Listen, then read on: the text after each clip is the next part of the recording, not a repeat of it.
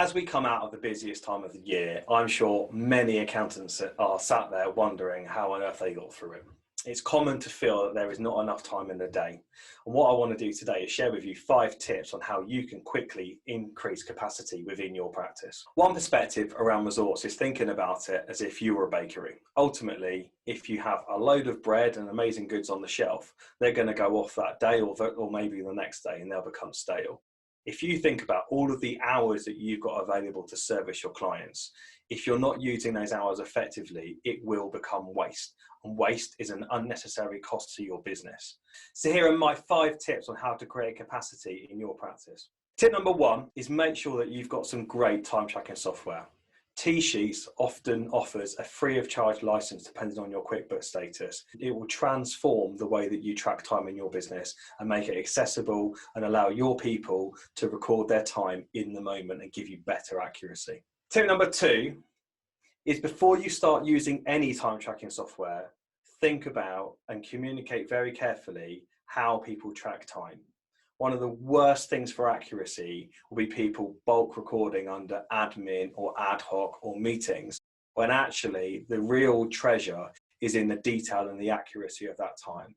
Once you've logged your time effectively for a number of months, you'll be blown away by the insight that can give you on how you can make gains within your business to either be more efficient, more productive, or save money. Tip number 3 is set a utilization target. Factoring in any variables like meetings that are non-productive, a target of between 75 to 85% is a really great starting point. I don't recommend setting a target above 90 to 95%, as you will often find that people will try to manipulate the data and you won't achieve the objectives. Tip number 4 is make sure, of course, you review and discuss people's progress.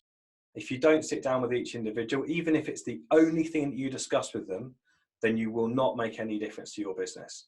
Setting time aside to sit to talk to everybody about how they're progressing with their utilization, maybe hints and tips on how to record their time better, looking to play to people's strengths, taking their feedback on processes, that is the key to making sure that you drive capacity.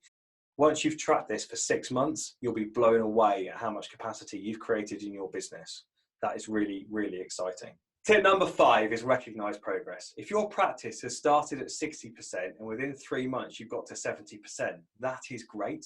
Although it may not be where you want to be, a 10% increase in utilization can make a massive difference in the speed that you're processing your accounts and ultimately will create capacity at the back end. You can either use that capacity to generate more business by saying yes to more clients, or you could streamline your labor costs. You may find that you've got too many people if you're driving the right KPIs, and you may then find that you can make a saving on your wages. Remember though, a vital KPI to go alongside anything that measures utilization is quality. You do not want to be driving process speed at the sacrifice of quality, because ultimately you will have a lot of unhappy clients and you'll end up with a headache.